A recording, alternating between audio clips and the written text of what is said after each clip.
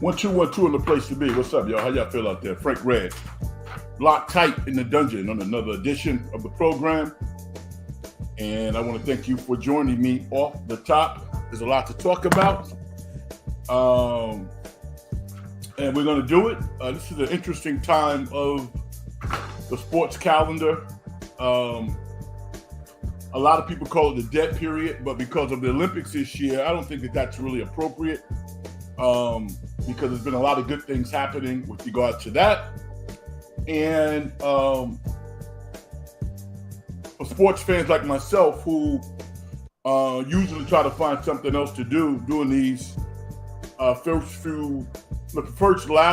last few weeks of July and the first couple of weeks of August before the preseason NFL games start, I try to get myself into other things, maybe go camping or try to be productive in other areas that I'm normally not. But I've never watched more Olympic sports in my life. I don't know if it's a function of becoming more mature, being able to appreciate the excellence of all of these different types of athletes, or is it the presentation of NBC, which I think has been really, really good? Or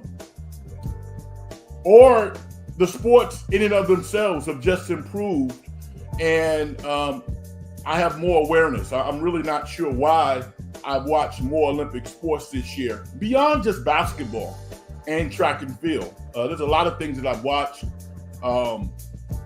Women's soccer, what Sophia Smith and Trinity Rodman are doing as a tandem, when you consider how young they are, that's pretty exciting. Sets them up pretty well for 28 in Los Angeles. I love basketball. The women are killing it. The men are killing it. But I think we have to start at the top. Track and field has been tremendous. The most exhilarating moment of the Olympics happened today when Noah Lyles won the 100-yard dash over Keyshawn Thompson of Jamaica by 0.5 seconds, with a chest, that was awesome. When you see those runners, the closest thing that you can associate it to, and I'm not comparing them to horses, but when the horses come out of the starting gate, when that bell rings, these guys are full bore from the start. And Noah Lyles has had a storied career. He did not win a gold medal in Tokyo, but it culminated in winning the gold today. He's going to run the 200 as well. It'll be interesting to see how he does. But he has the title of being the fastest man in the world. And wow, did it in less than 10 seconds. So that's amazing.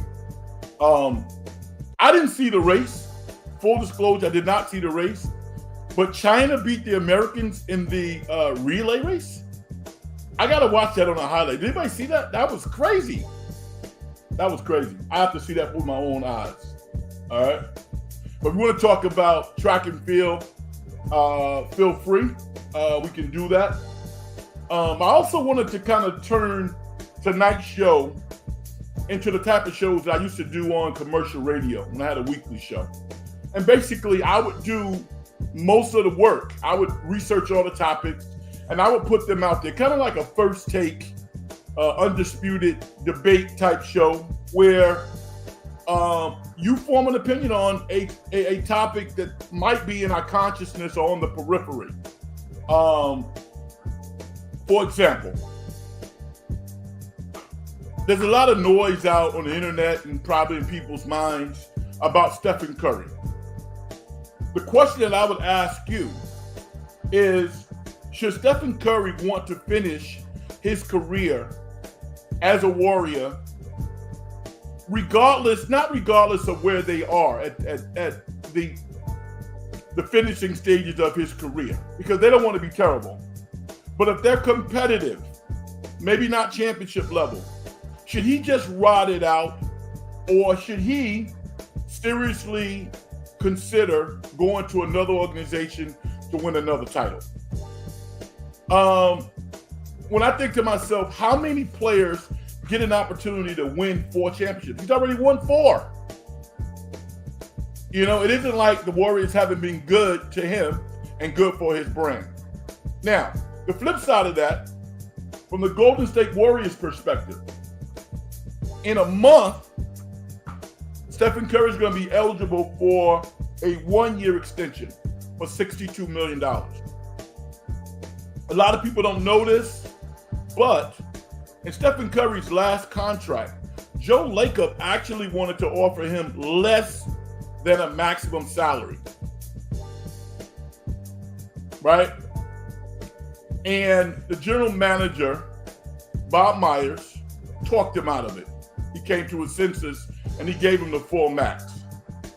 Do the Warriors, do Joe Lacob want to pay Stephen Curry $62 million?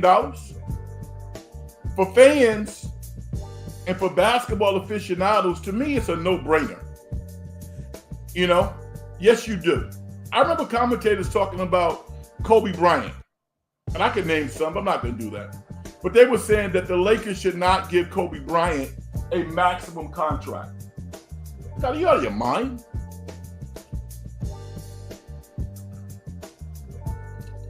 Do 8, 9-year-olds really understand the salary cap ramifications? They don't care about that crap.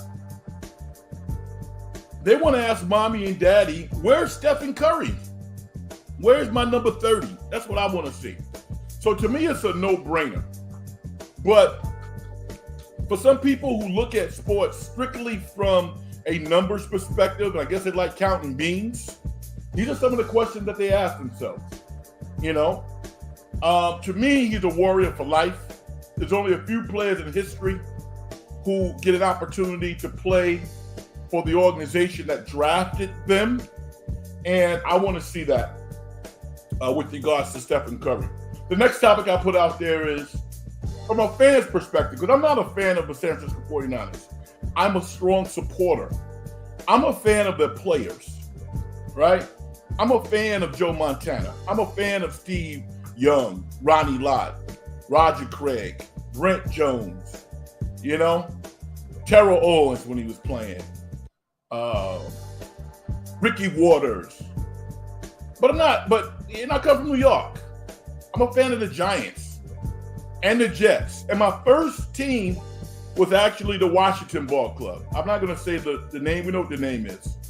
I'm not really feeling the Commanders yet, but Washington was my first team when I was a child. But I like to see the 49ers win. And but I really fell in love and built a emotional connection with the players. Ronnie Lott being my favorite player. I used to play basketball with Jerry Rice down in the peninsula. He would come, I think was it Carmart High School we should play at? Yeah, bound by San Mateo Way. I think it's Carmart, or some of you guys might be able to correct me. But Jerry Rice would come down all the time and play. And he was pretty good. He was kind of like Terrell Owens. Terrell Owens, you know, for a football player was pretty good. You know, he played in college, I believe. But Jerry Rice had two speeds, fast and faster. You know, his mid-range game wasn't there. Jerry Rice would either shoot the perimeter shot or he'd take the ball to the basket. He was 6'3". He was a pretty good player. But what I found interesting was playing against somebody who was among the best in the world at what he did as a football player. But as a basketball player, he was okay. He's pretty good. He wasn't a D1 level player. But yeah, I played against Jerry Rice quite a bit. From a fan's perspective, how do you think the 49ers have handled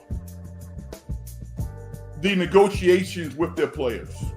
Now, you might say, Red, it's not a negotiation when a player has a contract and they decide to hold out. That's not a negotiation. All right. In the case of Trent Williams, you're probably right. In the case of Brandon Ayuk, I would say you're wrong. It's very nuanced. particularly in NFL, everything is nuanced because the contracts are not guaranteed. NBA players don't hold out. Major League Baseball players don't hold out. Why? Because the contracts are guaranteed. All right? You can show up to work as a player in the NFL, and as long as you don't have any guaranteed money, signing bonus, and so on and so forth, an organization could bring you into the office and say, listen, we've had enough. We're going to go in a different direction. See ya. So if you are one of the better players, somebody who the organization values, and you're in the last year of your contract, more times than not, they extend you in your last year. Nobody wants to play in the last year of their contract. All right. I'm off and running, but I guess I should introduce myself. My name is Frank Red. How y'all doing out there? If you're listening for the first time, I appreciate you. Hit the subscribe button and hit the like button. Early on, this is episode number 99, folks. Early on, I prided myself on not really promoting my show on air, which is kind of dumb. And all of the YouTube shows that I watch, regardless if they got 100 subscribers or 10,000 or 100,000, they're promoting their show. So I need to fall into that and understand that the show is better with more subscribers, with more listeners, with better word of mouth, so on and so forth. So hit the like button if you like what you hear, and subscribe to the program if you are not a subscriber and you like what you hear. All right. So from your perspective, write your comments in the comment section with regards to how you feel the 49ers have done. Personally, at this point, it's kind of a sham. I'm going to tell you why.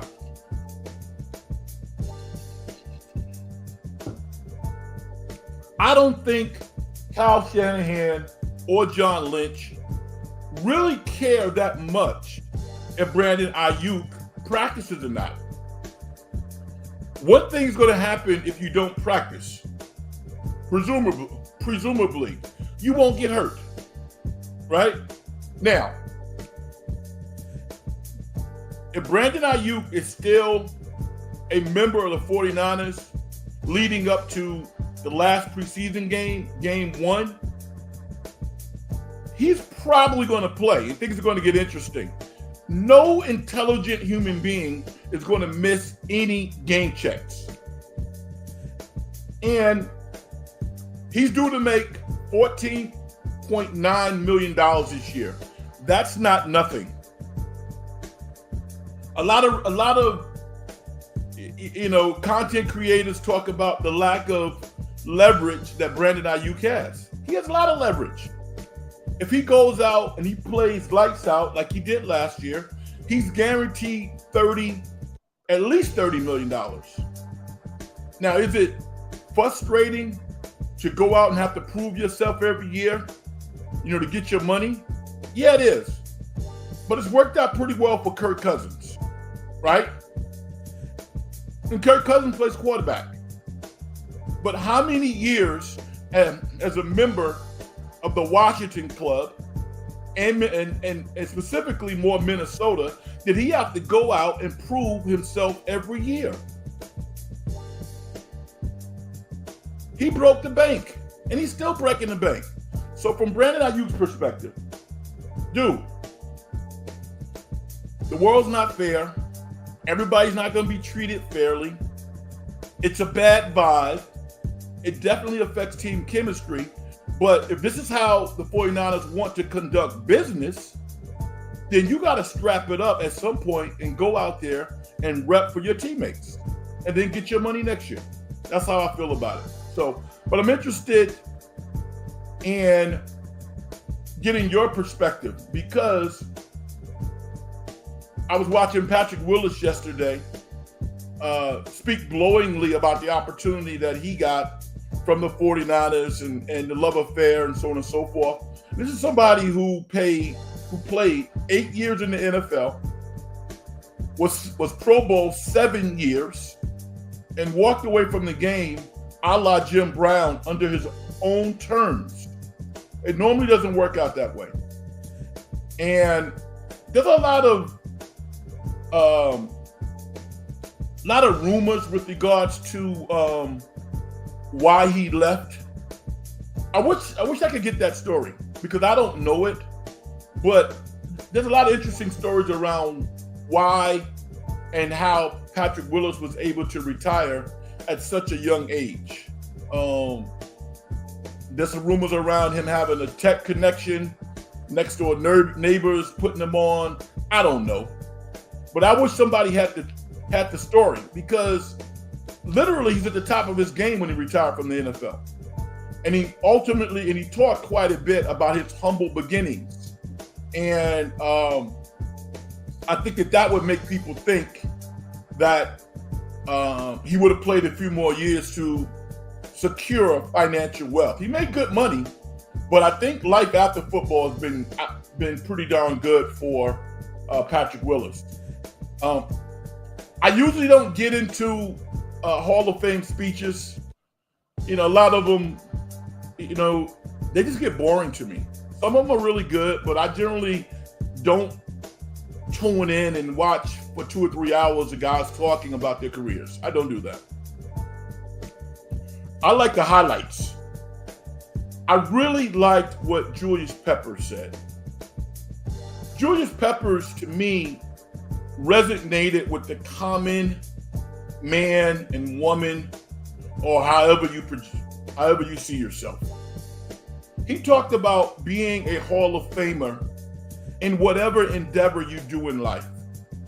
Be it a Hall of Fame mom, Hall of Fame dad, Hall of Fame police officer, business owner, teacher. Very sensible, but it resonated. And it's true. I like that. Steve McMichael, the great defensive lineman of the Chicago 85 Bears, being inducted into the Hall of Fame, literally in his hospital bed with his teammates and his wife surrounding him. Wow.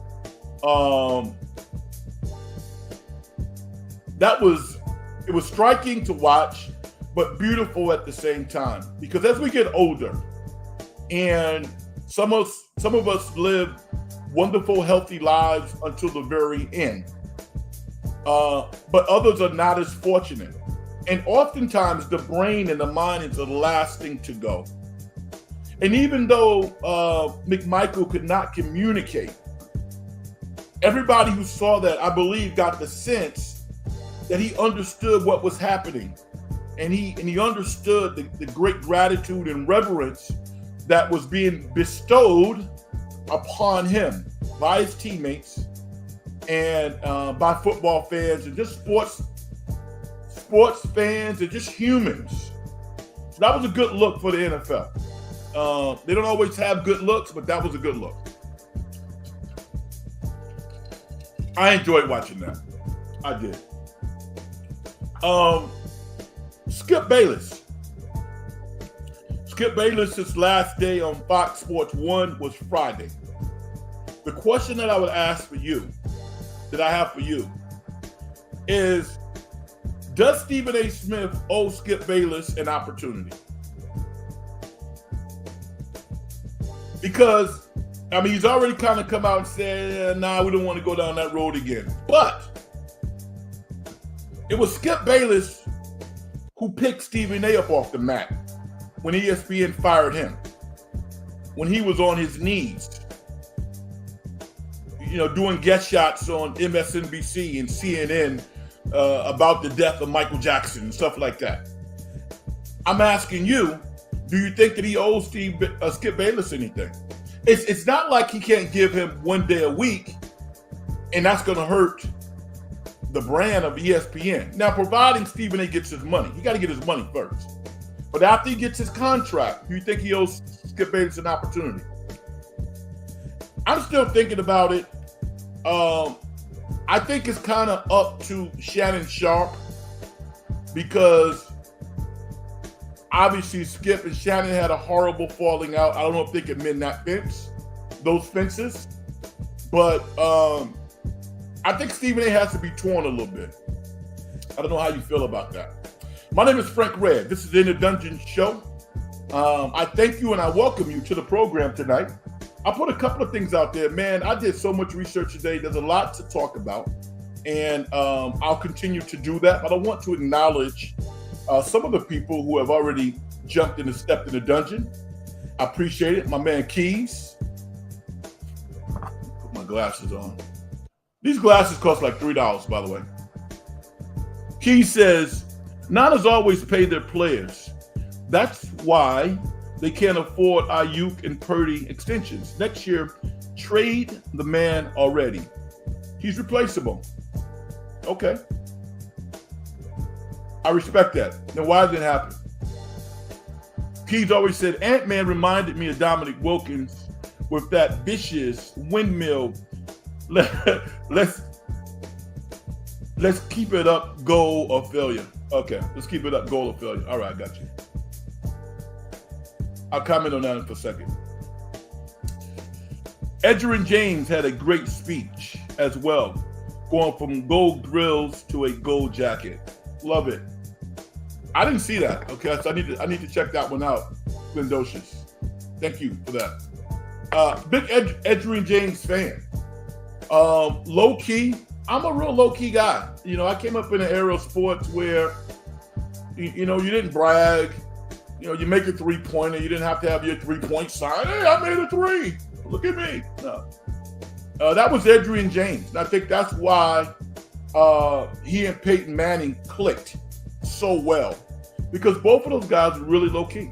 They went out and they did their jobs and they just balled out. So thank you. I have to see Edgerrin James's speech because I did not see that, but I'm a big fan of his. With regards to Ayuk, Keys, you said that he was replaceable, but you didn't give me somebody to replace him with. I need to know who that player is. All right? I need to know who that person is. Because if I recall back to last year's playoffs, I don't remember if the game was against Detroit against Green Bay. Help me out. If Ayuk doesn't make a miraculous catch, right? Or what was a bad ball by Purdy, 49ers lose that game. I think the fact that I think the fact that Ayuk is not flamboyant hurts him. How much, I don't know, because the tape is the tape. The numbers are the numbers. And you probably know the numbers better than I do. But Brandon Ayuk is not a flamboyant wide receiver. And I think that has hampered him and his goal to get paid. Debo's a little different. You know, Debo was the first guy to watch his social media. Oh, Debo's mad. We got to pay him. Brandon Ayuk watched his social media. The 49ers were like, do you need some Windex? Can we help you out? We've seen this before. The guy deserves to be paid. And I'm with you, Keith. If you're not going to pay him, then just trade him. You're probably not going to get equal value for him now. These things, if you look at history, they generally don't work out well for the organization. They don't. Players get hurt. Freak accidents happen. All of a sudden, you have a disgruntled player who is permeating this disgust throughout your locker room.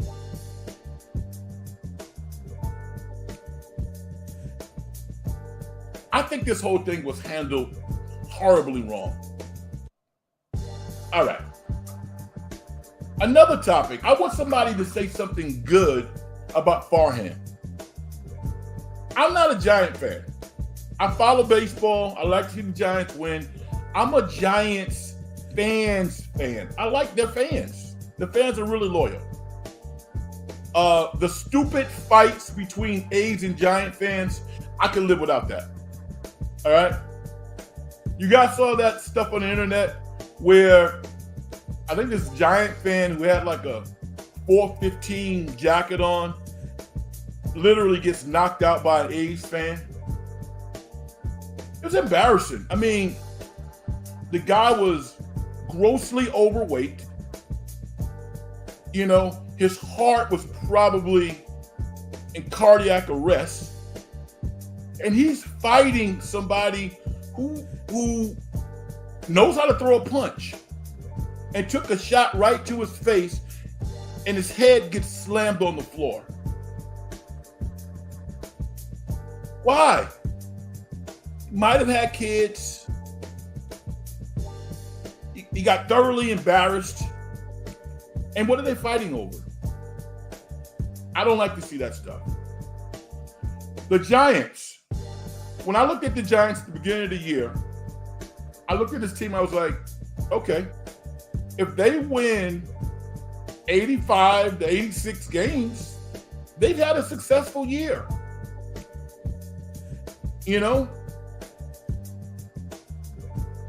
And I think Giant fans would have to say, yeah, they're on track to do that. You would think that Farhan, their general manager, is the general manager of the Chicago White Sox, because people just kill this guy.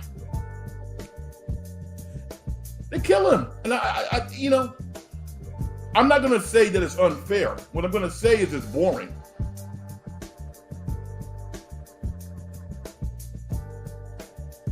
Where I have a problem with the Giants, and I've been saying this for 20 plus years, they have a fixation with certain type of players. They know how to draft pitchers. But leading up to this show, I said, let me do some more research. You know what the Giants could have drafted in 2013? Any idea? They could have got in a car and drove 3 hours south to Fresno and looked at this young guy named Aaron Judge, who was in their backyard, 6'7", 250 pounds, playing for Fresno State. You know what happened that year? The Giants drafted somebody with the 19th pick in the first round who never made it to the major leagues, I believe. Was a star in A-ball. You know what the Yankees did? The Yankees drafted Aaron Judge with the 32nd pick in the first round.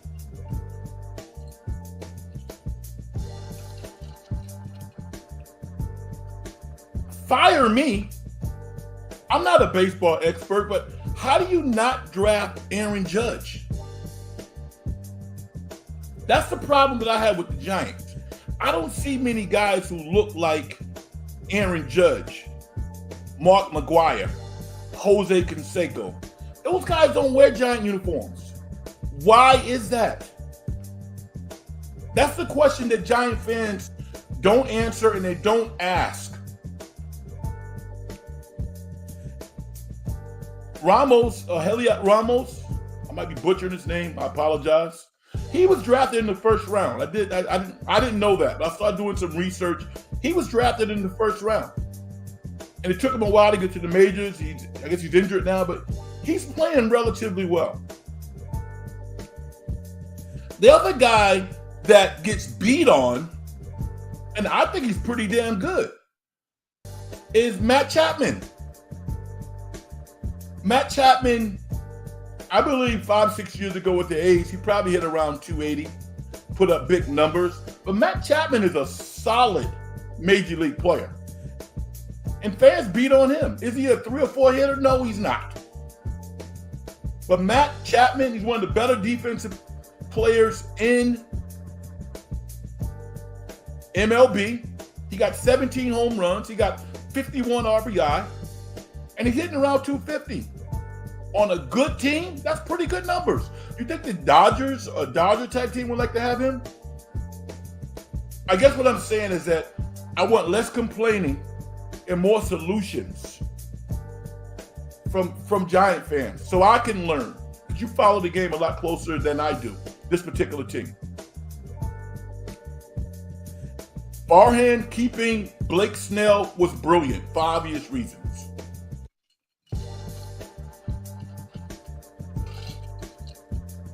The foundation is there. They need some everyday players.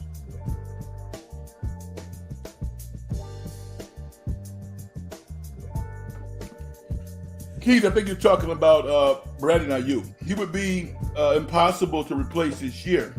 But with Pearsall developing and the draft being rich with receivers every year, we could manage. We got some backups just waiting to ball. Sounds good. Giants are good at developing pitchers, but have no clue on hitters. Yeah, that's what I'm saying. Why is that, though? Why? Why? Keys, I think it's a mindset. I mean, I would love to see how diverse their scouts are. I would love to see who their scouts are. Because clearly they get it right evaluating pitchers. But every day, look at the history of the Giants over the past 20 plus years. I can think of two players in which they got it right. Brandon Crawford and Posey. Who else? They didn't draft Barry Bonds. They didn't draft Jeff Kent, Ellis Burks. You know, they didn't draft these guys.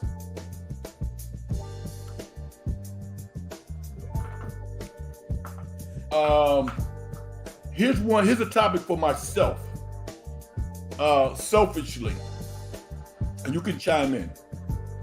Do you think the New York Giants will regret not re-signing Saquon Barkley, and particularly letting him go to a rival? Was that the dumbest thing you guys ever seen before? And John Mara, the owner, is riding with me on this one. You know, you ever seen like your teacher or your boss, or maybe you're a boss, and you're hovering over an employee that maybe is not doing great, and you go like this? You give him or her that pensive look. That was John Mara in the office of the general manager of the Giants when he told them that Saquon was not going to be re-signed. I think that's a big loss for the Giants. I do. And I think Brian Daboll, the head coach, is like, under his breath, he's like, what the just happened here? I don't think you want to lose that guy. So to me, that's a big no. Another topic is next year, Marshawn Lynch and Eli Manning are eligible for the Hall of Fame. Do you think that they're first ballot Hall of Famers? I'm going to say yes and yes. I think definitely Marshawn is. I'm not going to hold it against Marshawn that Pete Carroll didn't give him the ball against the Patriots. Imagine Marshawn Lynch being a two-time Super Bowl winning player at this point. I'm not going to blame Marshawn for that. And Eli's won 2 Super Bowls. And he did it against maybe the greatest team of all time. So I think, yes, I think Marshawn Lynch and Eli Manning should both be in Canton next year. React. How do you feel about that?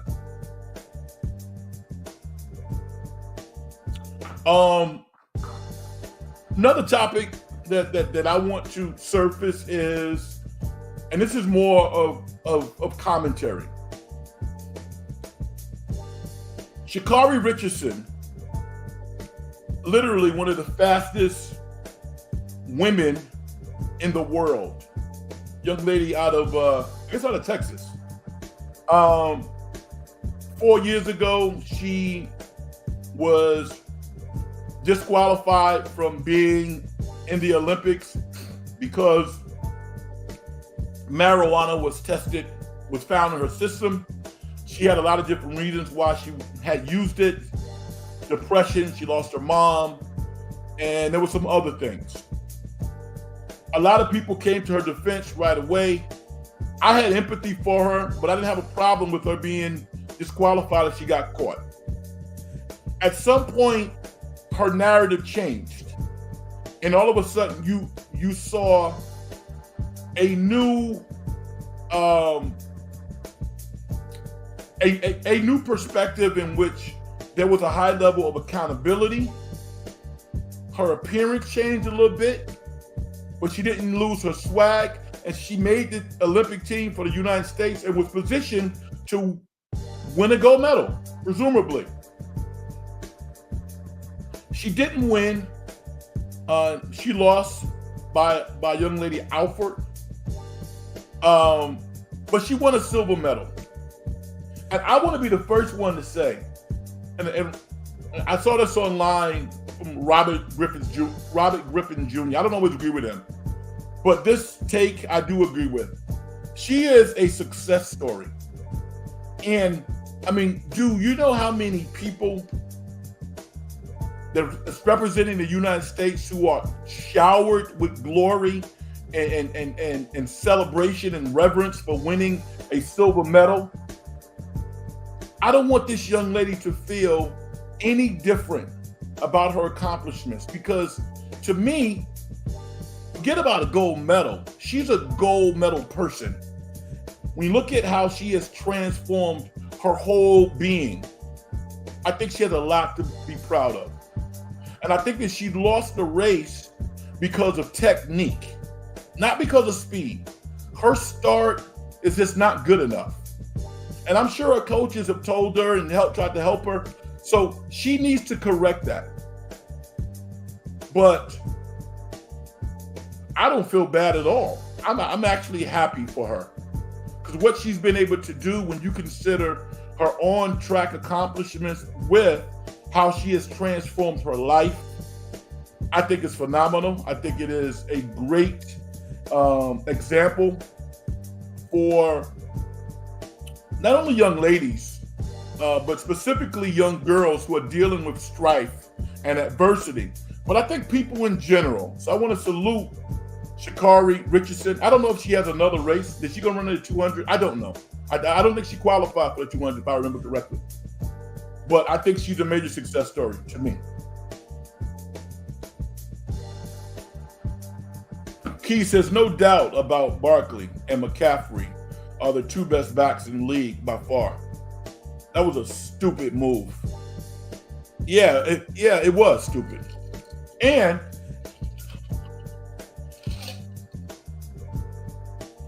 here's what Hard Knocks did. Hard Knocks unlifted the veneer of how things work behind the scenes. Anybody who has, I'm going to say, a college degree, but probably not even a college degree, a high school graduate with decent logic skills and common sense, and who can put together a basic spreadsheet, probably looks at the Giants and says to themselves, you know what? I could be an NFL general manager. You know, it was amazing how rudimentary and how simple the whole process was looking at these highly paid executives. Did you guys see anything that you thought was even anything close to brain surgery? I didn't. It doesn't mean that the people are not qualified to do the job. What it says to me is that the pool of candidates for general managers, and I'm gonna say all sports, should be a lot wider than it actually is. I don't know if they're gonna do that again, you know, from kind of a business perspective, because the narrative that you gotta go to Mucky Muck University, or you have to study this particular discipline to be a general manager. That's a bunch of bullshit. We all know this after watching Hard Knocks. I found that really interesting and uplifting for a lot of different reasons. That's why, like, sometimes, like, I've heard Stephen A. Smith say, you know what, I could be a general manager. And, the pundits will look at him like, how could you be a general manager? It ain't that damn hard. It's not. I mean, you got a staff of 19. You got a gazillion scouts. It comes down to talent evaluation and relationships.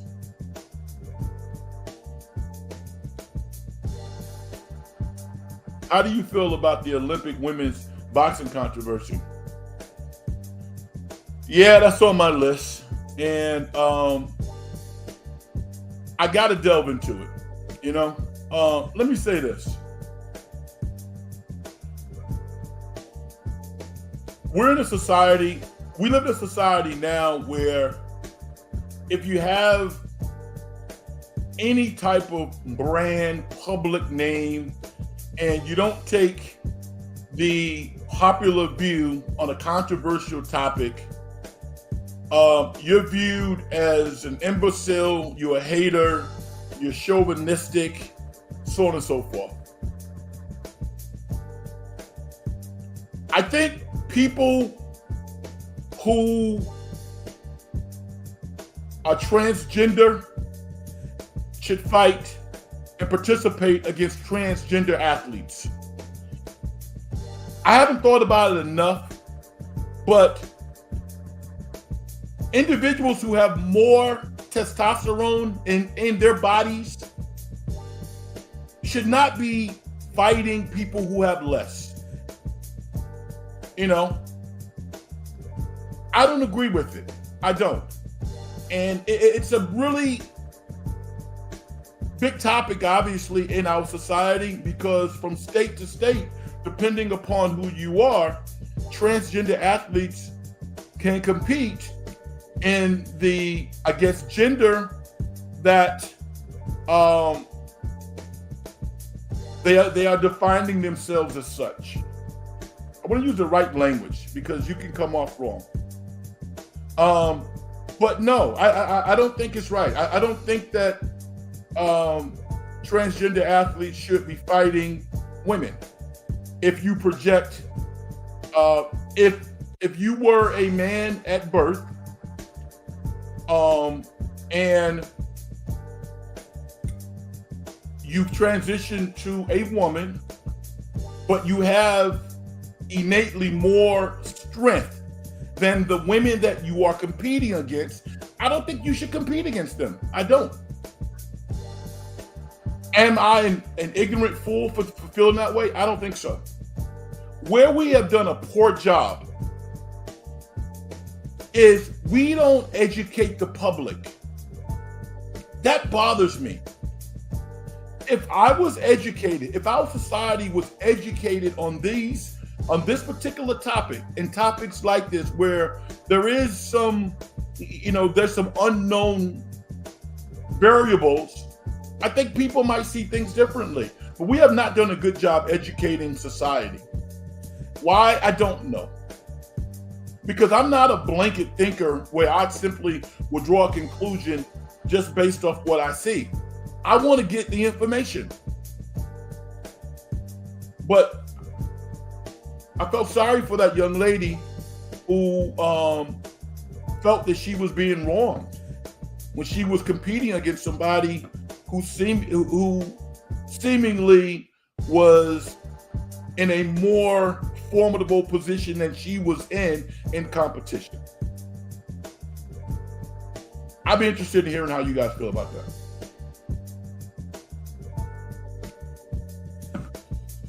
Grand Admiral,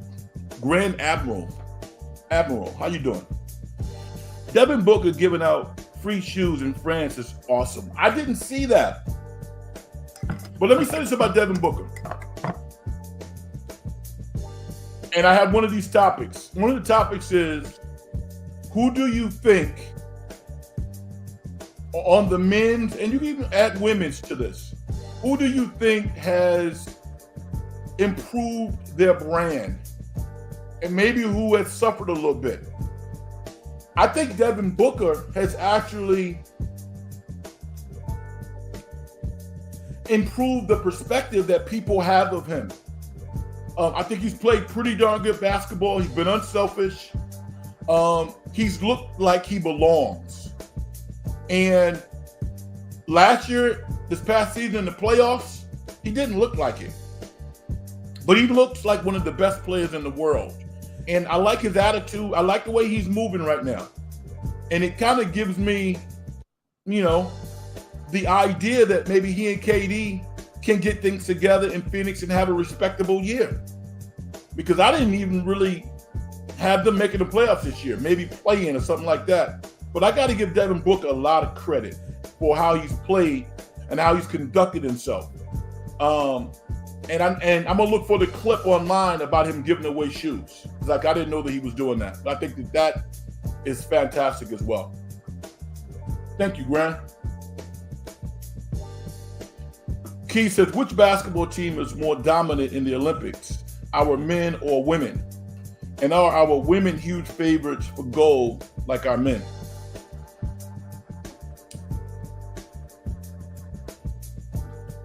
I think the level of dominance has been about even, to be quite honest with you. Both teams wear their opponents down with depth, and both are positioned to win a gold medal. So I don't think that you can definitively say that either the men or the women are more dominant. I think both of them are playing good basketball and doing what they're supposed to be doing. The women are favorites. They should win, but they've had some tough games.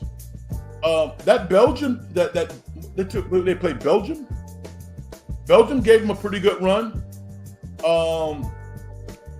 Germany kind of hung with them a little bit, but just like the men, the women have tremendous depth, and they just wear people down. They're so good. And what it does to me is it really, again, shines a spotlight on the WNBA and all of the wonderful players that they have. Remember, the All-Star team beat our Olympic team handily, whooped their ass. And Satu Sabali didn't even play. She's an All-Star. She's awesome.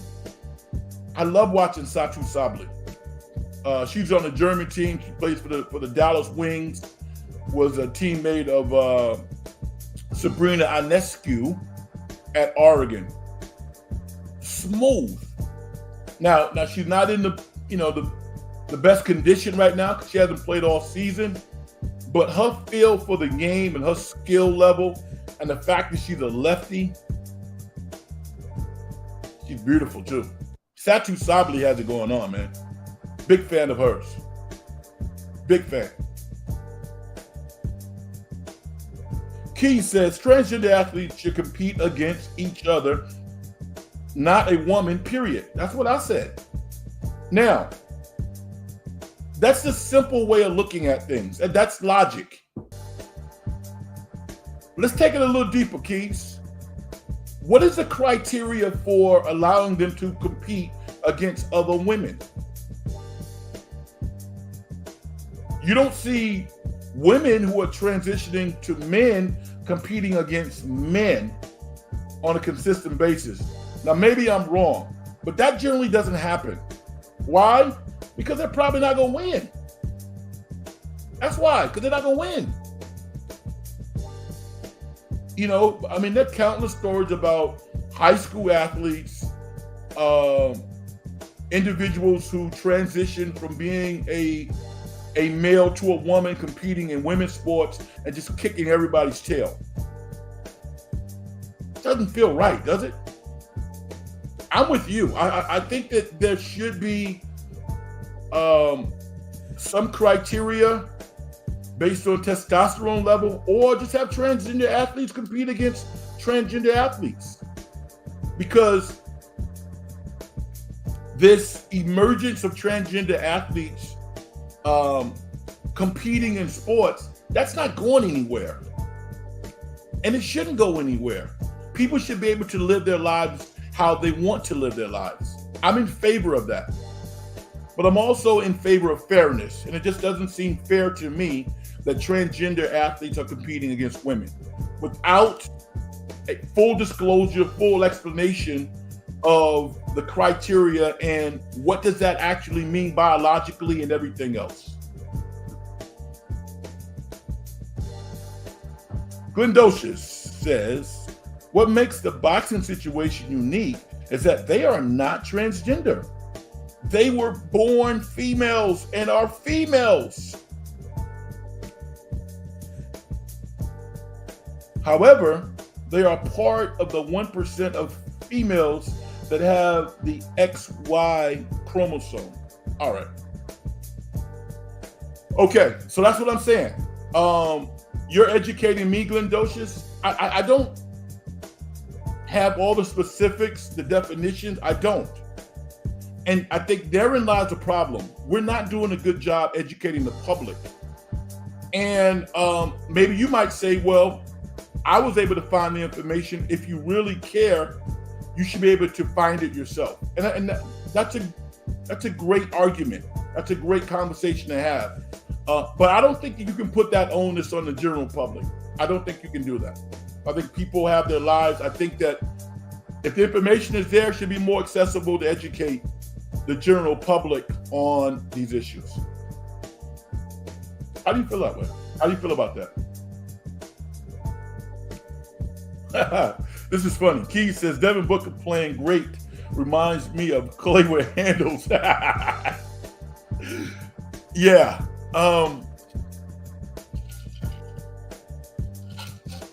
Dribbling is not one of Klay Thompson's best assets. It's not. And yeah, it's funny because I heard Devin Booker talking about, being a fan of Klay Thompson. And Klay's awesome.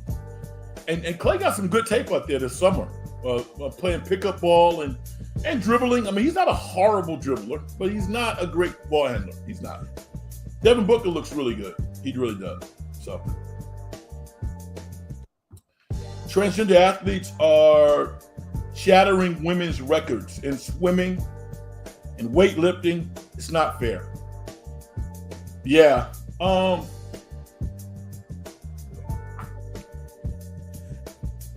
We need to do better. Okay? We need to do better. I'm going to say that. Some people make jokes about it and come off really ignorant. That's not what I want to do. But logically, I think I made my point.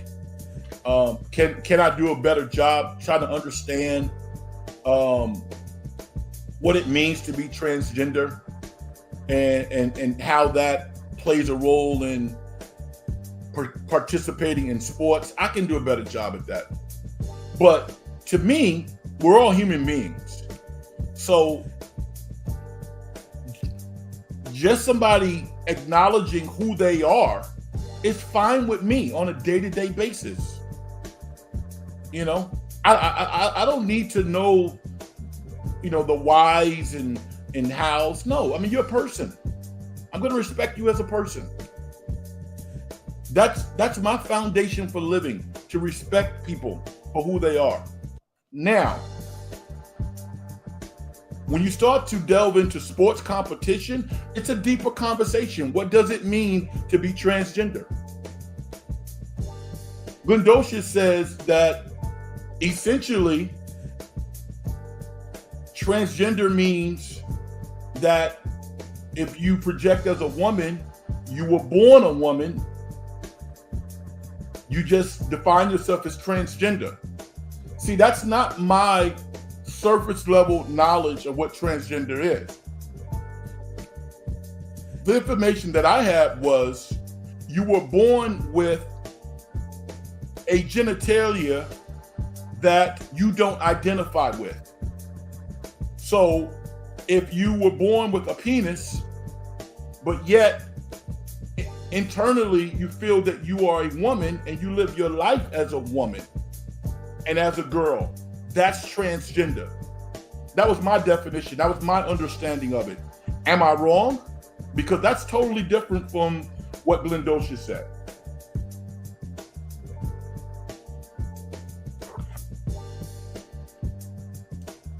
Glendosha said, I just read a bunch of articles and wanted to see if they had a penis at any time. Haha. However, even with the XY chromosome, they have an unfair advantage versus other women without it. Okay, so we need a deeper conversation about that then, Glendosha. Because I think what I said was logical, and I'm taking what you are saying as logical and as factual also. Key says, Embiid stock down, Bam stock up. Yes. No question about it. Embiid has put Steve Kerr in a difficult situation, but Kerr's a general, man. Kerr don't give a crap. The only person Kerr's not going to bench is Stephen Curry and LeBron and KD. He's not going to mess with any of those guys. LeBron, KD, and Stephen Curry, everybody else is fair game. And as we get closer to these gold medal matchups, this is the elimination round. It would not surprise me if Embiid is not playing a whole lot based on the matchups. If I'm Nick Nurse, if I'm Tyrese Maxey, if I'm Paul George, and I'm seeing this big laboring guy who can barely get up and down the court, I'm concerned. It just doesn't look like he's in shape to you. Now, if he's injured, we haven't heard anything about him being hurt. He does not look he doesn't look like he's in good condition. I played basketball and sports for a long time. Fundamentally, the better condition that you in, the better your performance. It's not a mystery. It's not. When high-level athletes match up against high-level athletes, the ones who are in peak condition usually are more successful.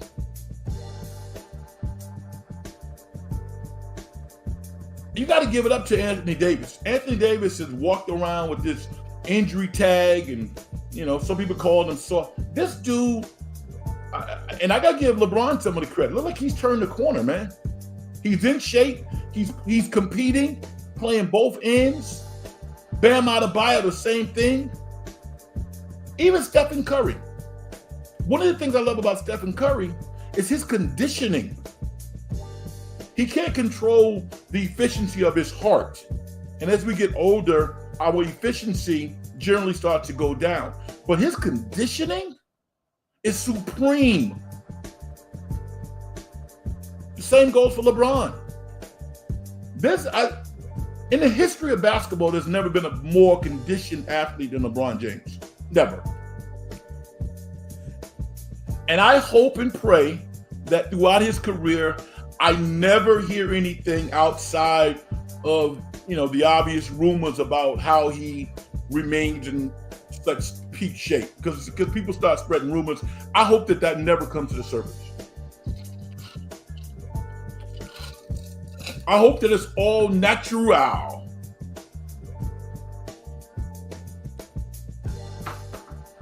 Glendosha said, what you said is correct.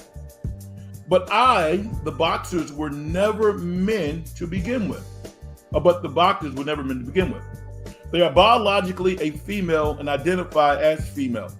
Hence, they never transition to another sex. So they aren't trans. So what's the controversy then? What is the controversy? If that's the case, I don't understand. Help me out.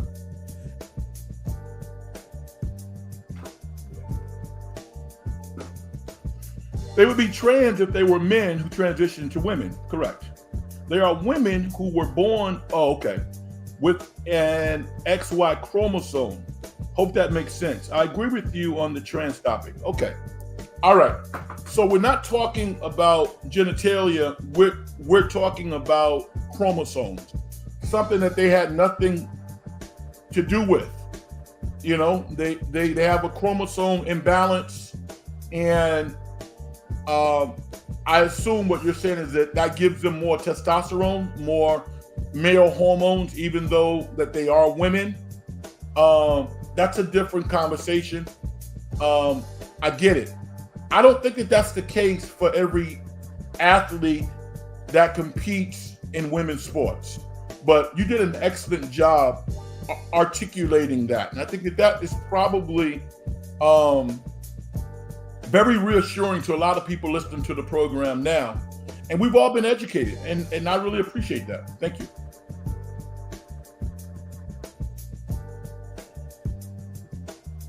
Curry needs to heat up because he's getting torched on defense.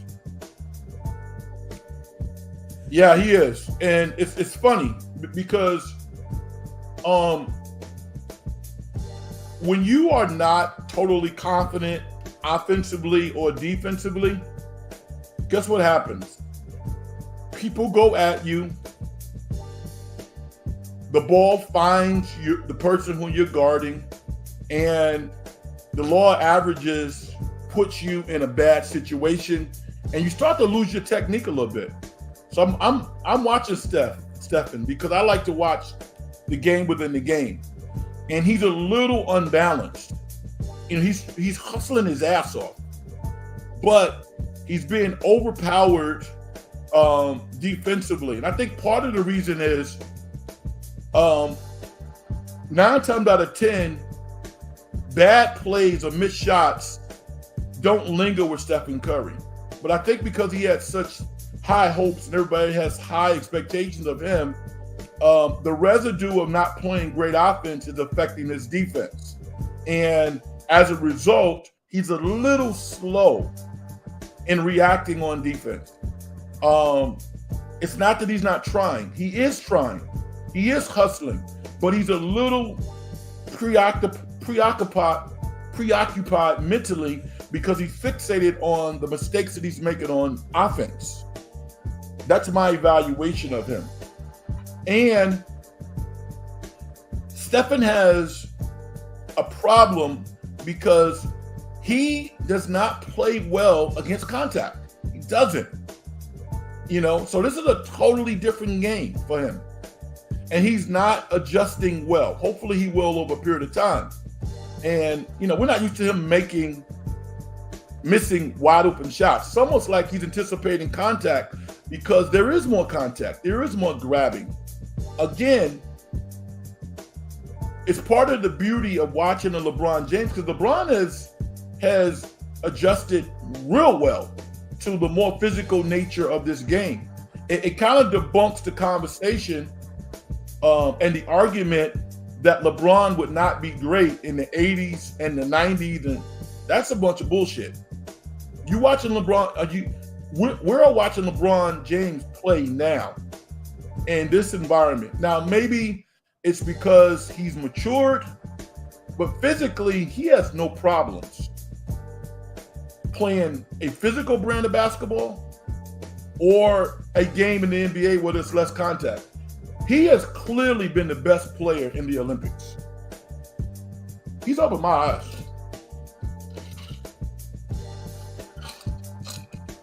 I've always had the ultimate respect for him as a player.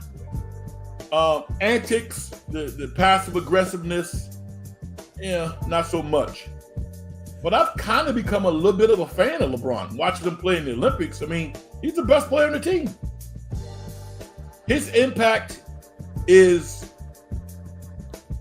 more significant than anybody's.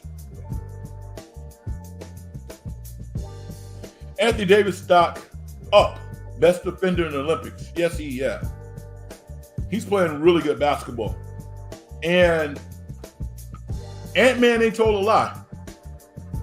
I mean, listen, Anthony Edwards is one of the top 5 players. He's played at a level of a top 5 player on our team. Anthony Edwards is, man, that dude is really good and an absolute star. I'm going to say on our Olympic team right now we got a long way to go. But if you look at anybody's star, you say, well, whose star has risen the highest? It's Anthony Davis's. It's Anthony Edwards. He's 22.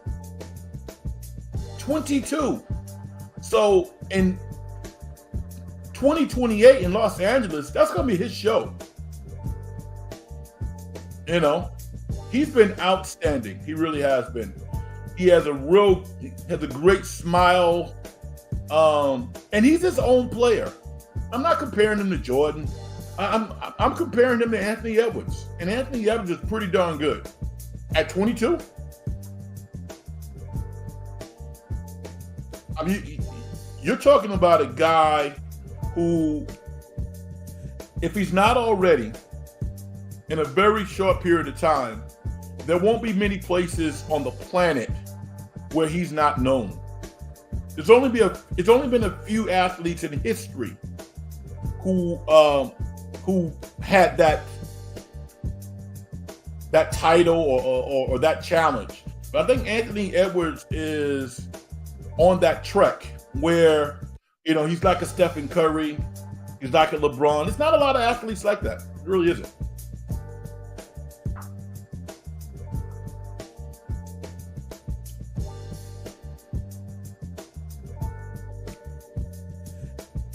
Another topic I want to get out there. Some brilliant NBC executive is going to get a raise, a big raise. Why? Because somebody had to make the decision to hire Snoop Dogg and Flavor Flav to be a part of the Olympic coverage. That has been a home run. That's not an easy decision to take Snoop Dogg from Long Beach, California. We know his history. We know his transformation.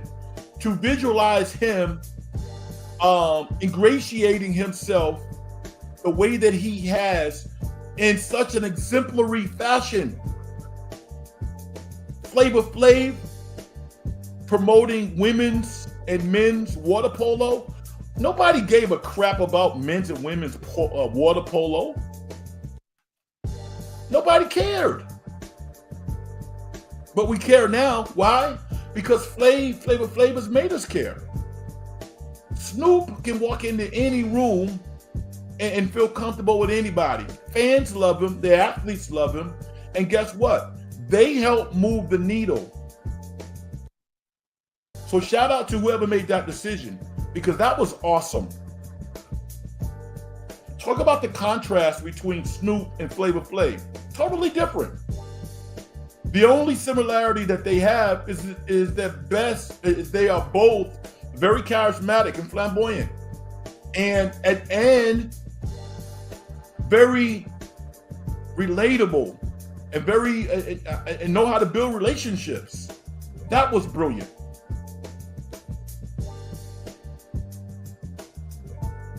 Damn, only 22. Wow, impressive. Yeah, Anthony Edwards is 22 years old. 22. Got the whole package. 3-ball, mid-range, take it to the basket, dunk on you.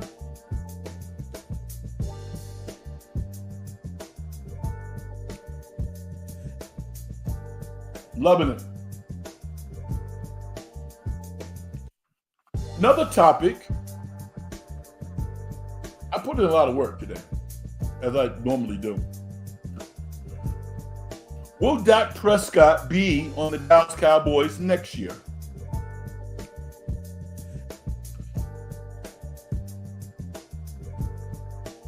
If they win a Super Bowl, yeah, he's gonna be on the team.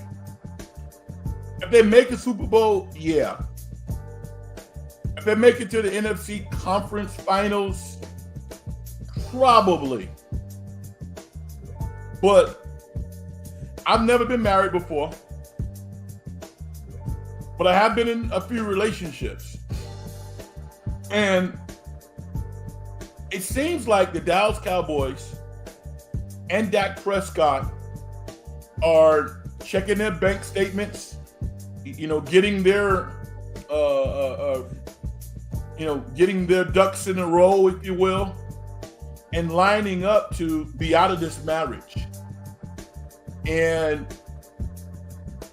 both parties are being very tactical about it and less emotional. I'm cool with that, to be quite honest with you.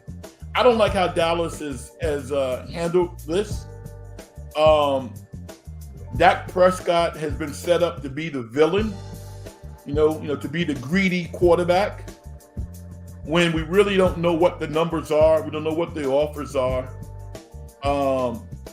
But every day we see another quarterback get signed to an extension, wide receivers, and we got Dak Prescott, and he just kind of hanging out there. Now, nobody's feeling sorry for Dak. Dak's made a ton of money. He's going to make, what, $55 million this year? But he's only making $55 million this year because Dallas waited so long to sign him on his last contract. They could have signed him for a lot less. But Jerry Jones wanted to do, Jerry Jones things, wanted to negotiate like an oil deal. Nah, dude, this is football. There's a system, there's criteria in place. Those rules don't apply to him. So now, the Cowboys are in their situation. Now, the one thing I'll say about Jerry Jones, he's this way with not just Dak, with CD Lamb. Now, CD Lamb, to me, I need to see more. It's more than the numbers. I think what happened to CD Lamb was after the Green Bay game,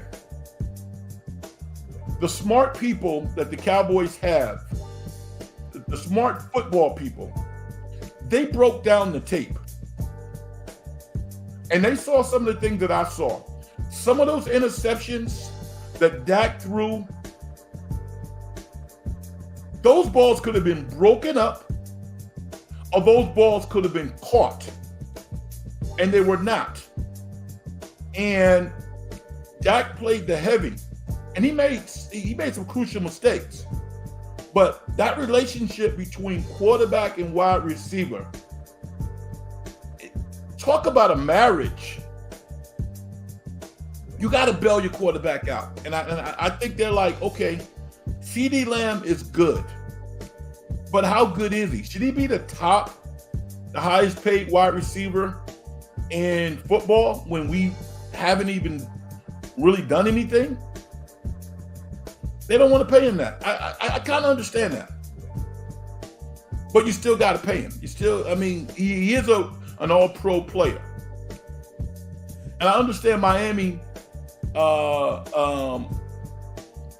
paying their wide receivers.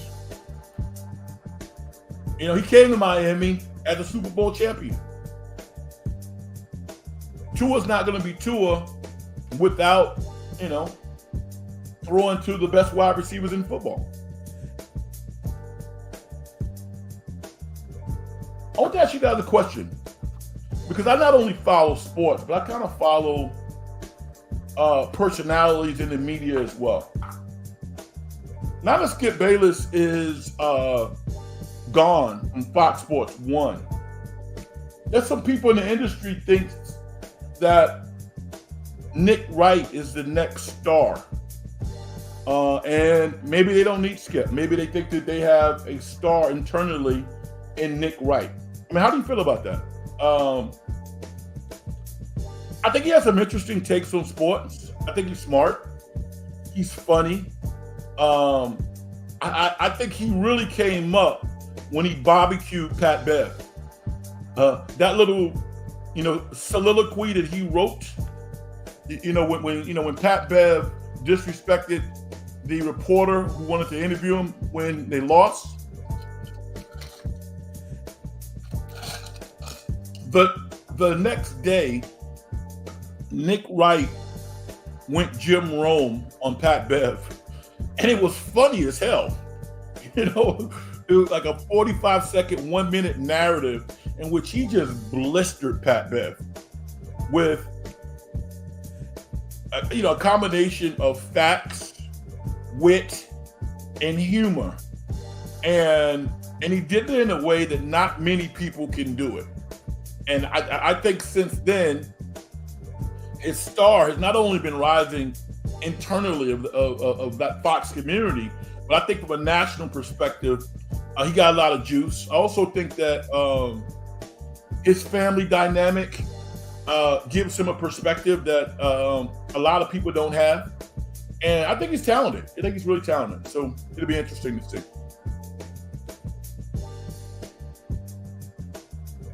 Glendoch, I think it would be Colin Cowherd's World on Fox now.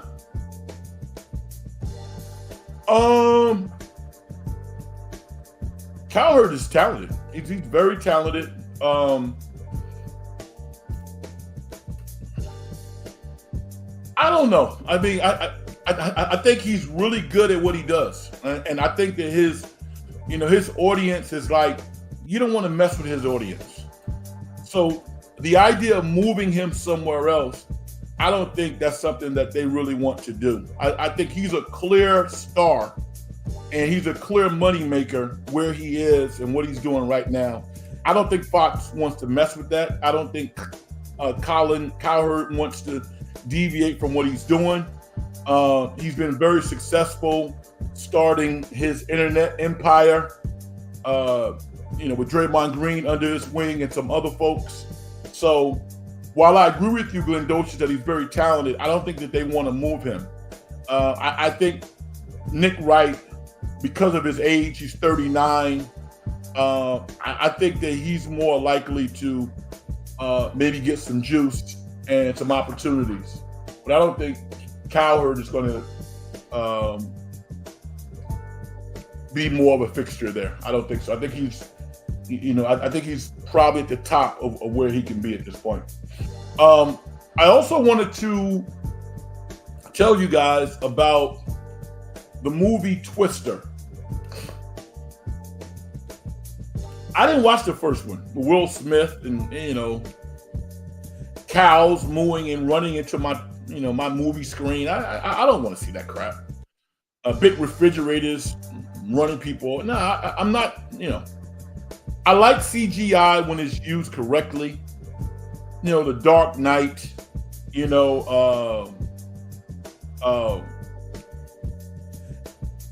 Chris Nolan type movies. I mean, smart. The combination of well-written scripts that are combined with special effects, I like that. But just Venom and just blowing people over with special effects with no rhyme or reason, I don't like that crap. Twister did not do that. Twister is a very good movie. I don't know if you guys have seen that movie, but it is really good. And why is Twister good? Twister is good because they started with a story.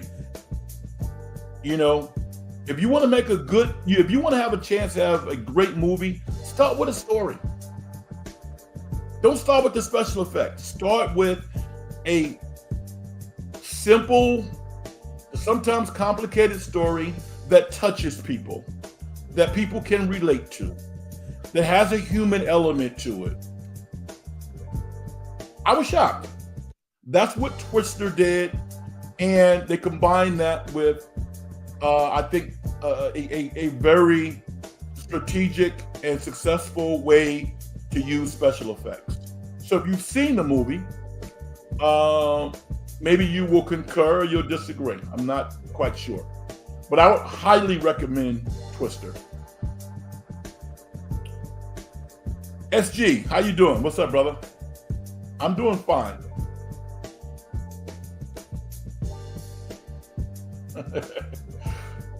This is funny. He goes, Frank, as she says, Frank, you're the GOAT of the In the Dungeon show. But there's only one show. So there's nothing to really compare me against, SG.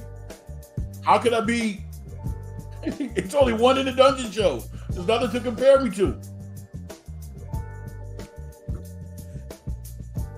But thank you. I appreciate it.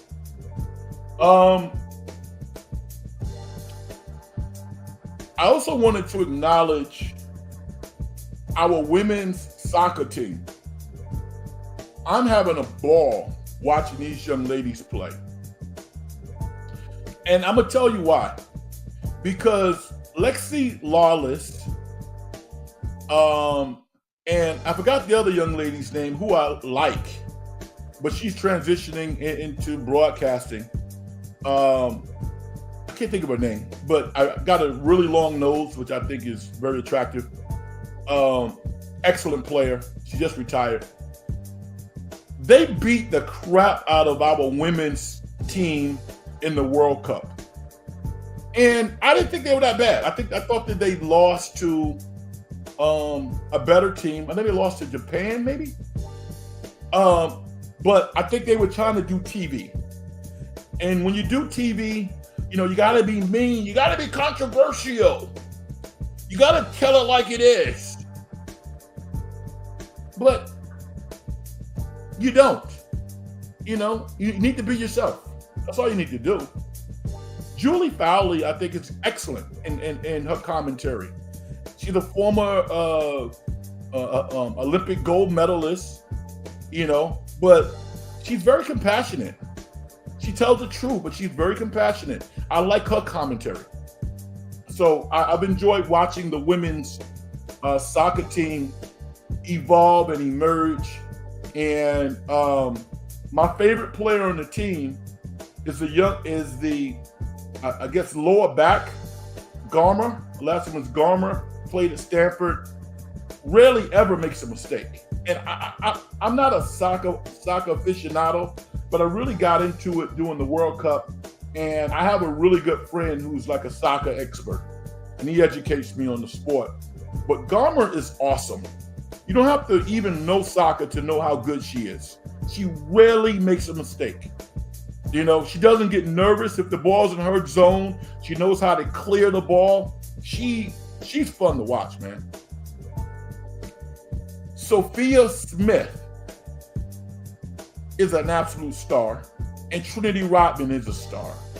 So if you haven't seen our women's soccer team play, you know, they're going to the knockout round now. They're 3-0, but they have really surprised some, and they've been entertaining for me to watch.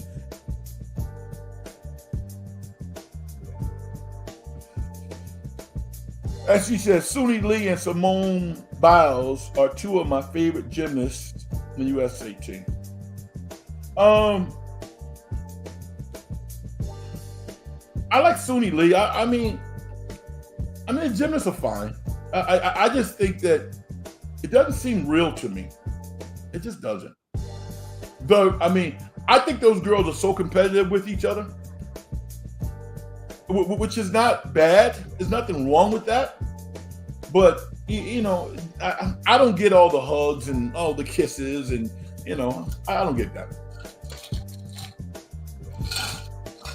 It doesn't seem real to me. So I can appreciate what they do and the skill that they exhibit, but it's not quite as entertaining to me. Like, you watch the women's basketball team, and they're very complimentary of each other, but you watch those ladies and you know that they compete against each other in the W. You know, they're cordial and they're teammates, but they don't act like they're best friends. They don't do that. The gymnasts do. And I don't think that is, I don't think that is an accurate depiction of who they are and how they compete against each other. I just don't believe it. I don't. Key says our women are great at soccer. Put my glasses on. Our women are great at soccer. I don't understand why our men's team are average at best and will never get close to a medal. I saw a couple of cats crying. I'm like, why are you crying? Come on, man. I mean, there's nothing wrong with crying. For people who cry sometimes, it's all good. But I'm kind of with Keys here. Just go out and play, compete. I don't think that this is the simplest explanation why I think that we are not killing it. The best athletes in the United States do not play soccer. You know, there are no LeBrons out there. There are no Jordans out there. It is not. I mean, they're 5'9", 5'10", 6 foot guys who are really good at what they do. But the superstar athletes don't play soccer. If they did, I think we'd be great. Now, you might go, Red, you know what? You are so far off, and your lack of understanding and knowledge of soccer is so glaring. And I mean, I'll take that if that's how you feel. But aesthetically, when I watch them, I don't think that we have the best athletes out there. We have good players. I'm not saying they're not great, but the best, 6'4", 6'5". If you watch major soccer in Europe, you see players who are 6'5", 6'6", 6'4", 220, 30 pounds. There's not a lot of them, but you see those, like Ronaldo. I don't see that representing the United States. Tell me I'm wrong. Tell me I don't know what I'm talking about, but that's what I see. When I watch our women play, I don't watch our women and ever draw the conclusion that some other country has better athletes. I don't see that at all. I've never seen that. I don't see that now.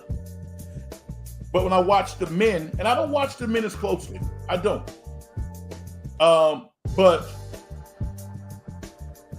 I never look at our team and say that from a physical standpoint, we have the best players. I don't.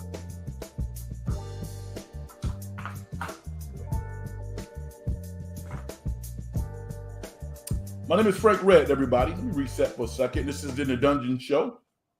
Hopefully you are blowing that like button up and subscribing to the show. It really helps. I really appreciate it. And hopefully you are enjoying what you are watching and listening to. Probably not watching, but what you're listening to tonight. Glendocious says, Tyreek Hill in soccer cleats would be crazy. Odell Beckham Jr. turned down pro soccer to go to college. You're spot on, friend. Okay. Yeah. I mean, it's just logic, right? Can you imagine Tyreek Hill clearing the ball, running by defenders? What? And why is that? Soccer is a very expensive sport to play. Most of the players who play soccer have the financial resources to get the training, to get the coaching, to go to the academies, and it's kind of a good situation for them because it becomes a very elitist sport. On the women's side, it doesn't seem to matter because we're so good. But on the men's side, it hurts us because, individuals who have maybe more God-given ability don't play the sport. And I don't think they have the opportunities that some of the other players have. Soccer coaches get paid, what, $75 an hour, $100 an hour? It's not cheap. It's not. I got a rule. I was talking to a friend of mine who is really active in training, doing personal training. I do some of it, but if I train somebody, it's pretty much word of mouth. I don't have like a advertisement up, or I'm not in parks looking for clients and stuff like that. I don't do that, but I have done some training. And my thing is this is what I say. I charge $100 an hour, right? Or I'll train you for free. Either or. Either I will charge and get paid $100 an hour, or I will train you for free.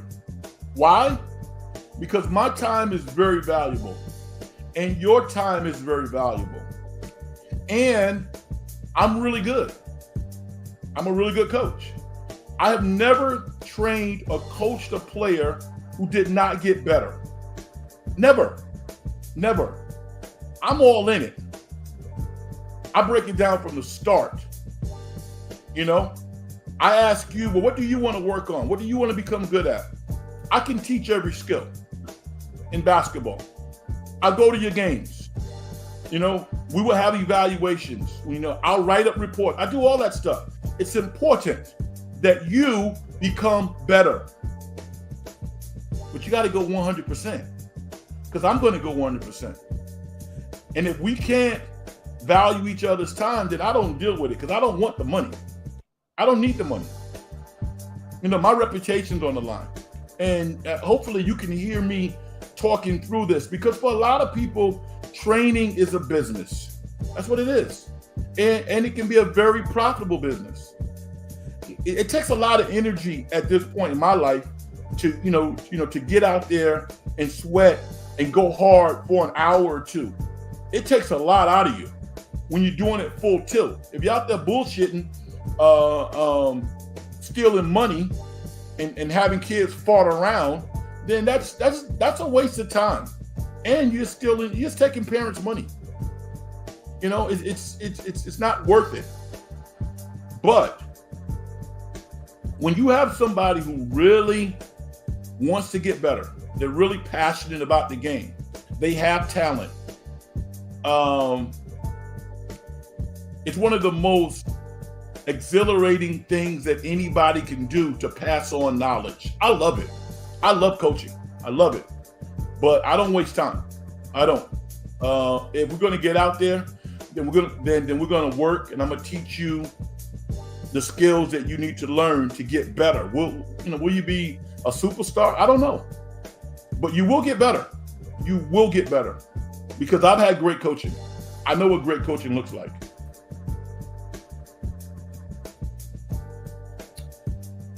Top 5 Bay Area sports athletes. It's arbitrary.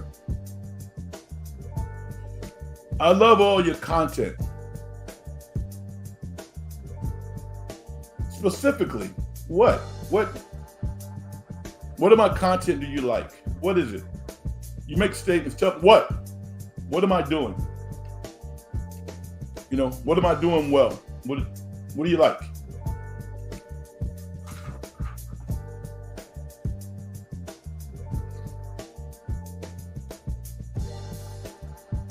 This has been an incredible year for hip hop. Incredible. And I'm so happy. As an artist myself, I got a new record coming out in a month.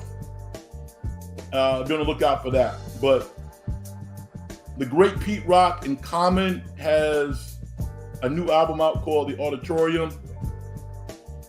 I'm so happy for these guys. Straight fire. Great album.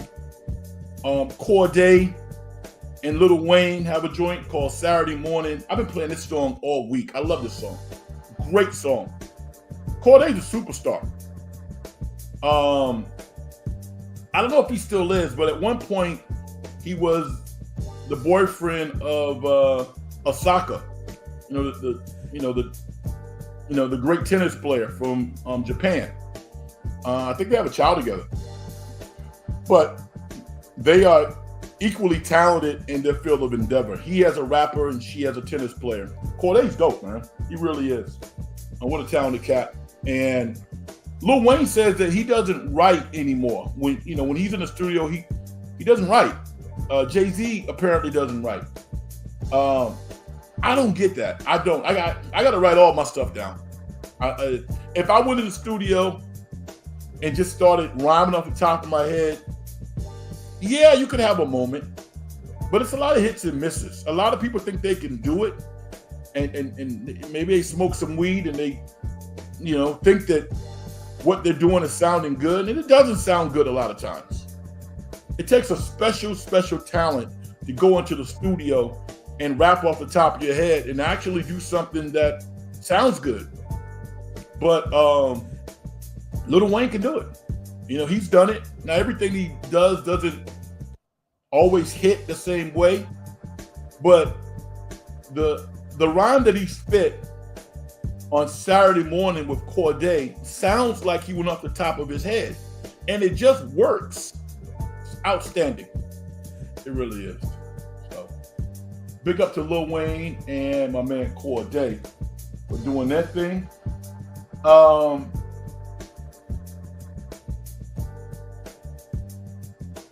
Again, I think the moment of the weekend was Noah Lyles winning the 100 at the Olympics, and not only winning the gold medal, but claiming the title as the fastest man in the world.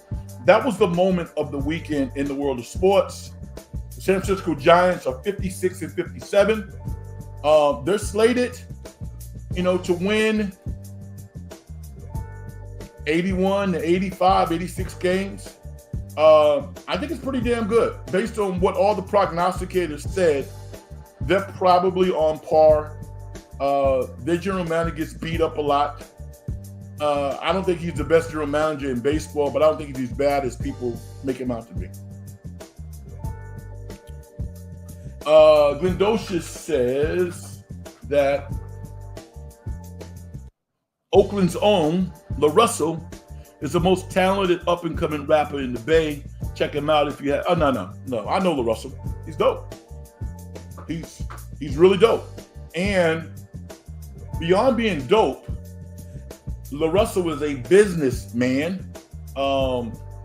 His entrepreneurial talents probably equal or exceed his skill as a rapper. He's one of the rappers, not only from the Bay, but who is really making a national name for himself as an artist and actually getting paid, making some real nice money for what he's doing. I've heard more than a few songs that I like. I've heard him interviewed multiple times, and I'm a major supporter of La Russell. So thank you, Glendocious, for putting that out there. And a lot of it's just marketing. Nobody markets better than La Russell. Nobody. This dude was doing shows in his backyard, setting up venues, making money in his backyard. So big up, man. Big him up. No doubt about that. All right. I hope this Lori marketing conversation is dead. You guys know how I feel. If you got to give up a whole lot to get this guy, I don't want him. Lori Marketing has not done anything in his NBA career to say to me that a team should break the bank to get him. I don't think so.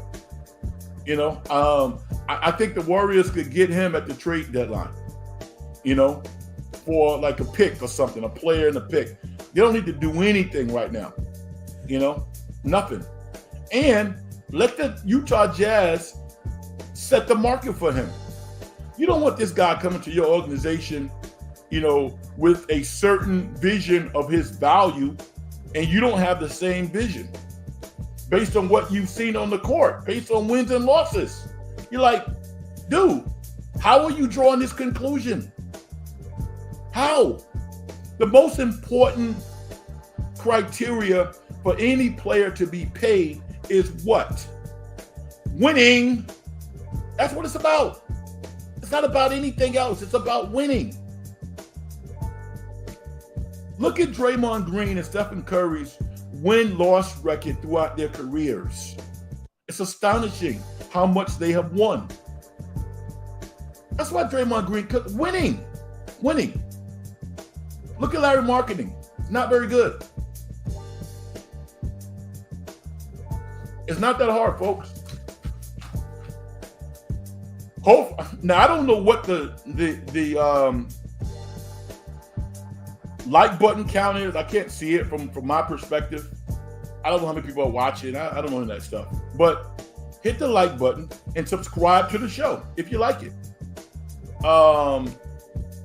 Because it helps me and it helps our show. All right. USA plays on Wednesday.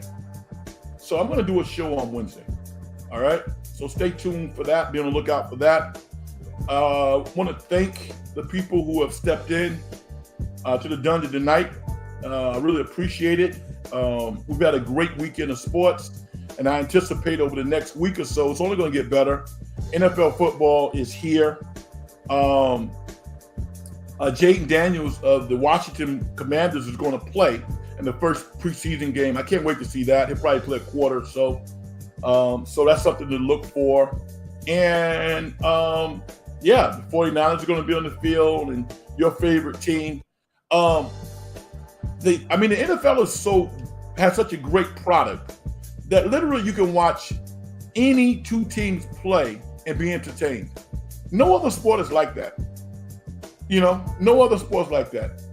I'm not going to watch the Utah Jazz against the Charlotte Hornets. I'm not watching that. No, I'm not. I got better things to do.